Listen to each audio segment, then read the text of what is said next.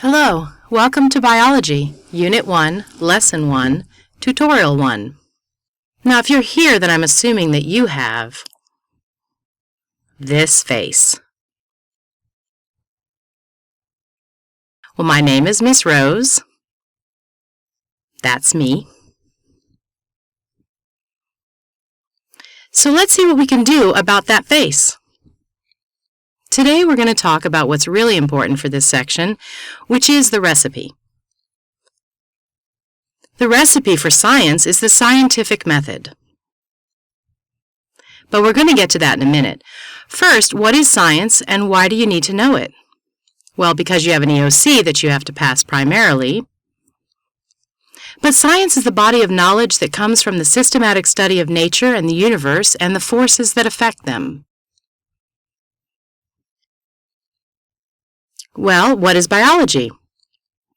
Biology is the systematic study of life or living things. Now, you've seen that systematic word twice now. So, what do we mean by systematic? It means what it says. When you use a system for doing what you want to do. For instance, if you want to get to a party at a friend's house and you don't know where he or she lives, you need a map. In science, the scientific method is our map. Now, before we start talking about the actual scientific method, let's talk about the components of science. I'm sure you've read a little bit about it in your workbook.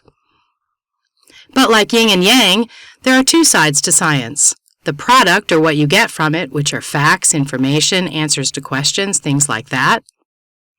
And the processes, or what you put into it, the logical, orderly way to get answers to questions. This is the systematic study part. You can't have one without the other. So that's the scientific method.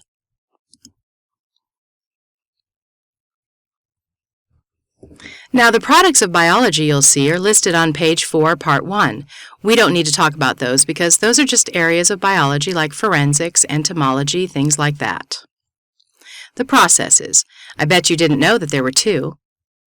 The first one you probably do every time you pick up one of your video games. If you're anything like my son who buys a video game and the first 2 hours he screams at it, sound familiar? Well, that's because it takes him trial and error the first 2 hours to figure out how to do it. That's what trial and error is. You just keep trying stuff until you figure out what works. Now, the next one is a little bit more technical. The technical method is the one we use in science. That's the procedure scientists use to record and report their findings. That's the scientific method. That's the recipe. So let's talk about that recipe for a minute. This is the meat of what you will see both on your test, through this lesson, your EOC, and the semester exams. If you know these steps in order and what they mean, you'll be good to go. So let's talk about them a little bit. Again, your scientific method is the recipe you follow. You start with the purpose. Your purpose is your question. What do you want to know? When I was a kid, I liked to go to the pool, but my mother would never let me go if it was cloudy, because then she'd have to come and pick me up.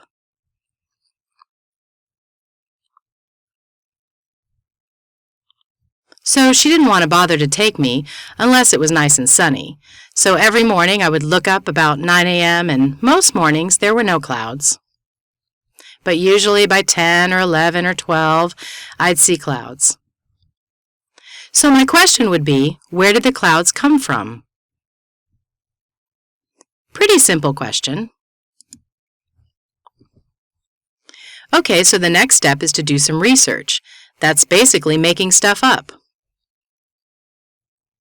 We'll talk a little bit more about each of these, but for right now, I just need you to know what the steps are and what order they're in. Okay, so now we research. The funny thing about each one of these levels is that they're based on the previous one. You're going to do your research based on your question or your purpose. Okay, so when you're finished with that, then you form a hypothesis. That's basically a guess of what you think will happen, and it's usually formed in an if-then statement like, if you do this, then this will happen. So that's a guess based on your research. So again, it's going back to the previous one. You know, I make observations every morning, and I see a plane fly across the sky dragging one of those white lines behind it. And then pretty soon I see a bunch of clouds. So my hypothesis was the planes make the clouds. I know it sounds scary, but I was a kid and I didn't know any better at the time. So we don't all start out as scientists, but eventually we might get there. So after we make a few observations, then we design an experiment. We'll talk a little bit more about experiments in building and your different components of those, but for right now, again, I just want you to know what order and what steps are in the scientific method. Your experiment, again, is going to be based on your hypothesis. You're going to be testing your guess. That's it. No more, no less. And then once you gather all your data together, you analyze it.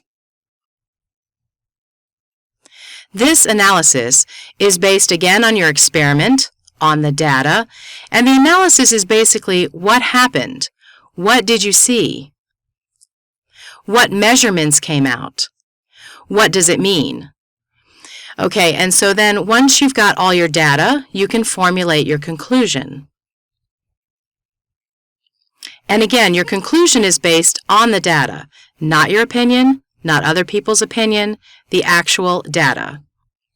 Now, if you like to write at all, this is actually the fun part, because this is where you get to tell your story. You get to say what happened, and most conclusions incorporate every single phase. You talk about your purpose. You talk about the research. You talk about the hypothesis, experiment, and the analysis, and that's all part of the conclusion. So if you like to write, that's the most fun. So that's the meat of this section. So if you know the steps of the scientific method and basically what they mean, then you will ace this test. If you need a little bit more help, then tune into the next tutorial, which talks about a mnemonic device to help you remember the steps in order. Thanks for listening. Have a great day.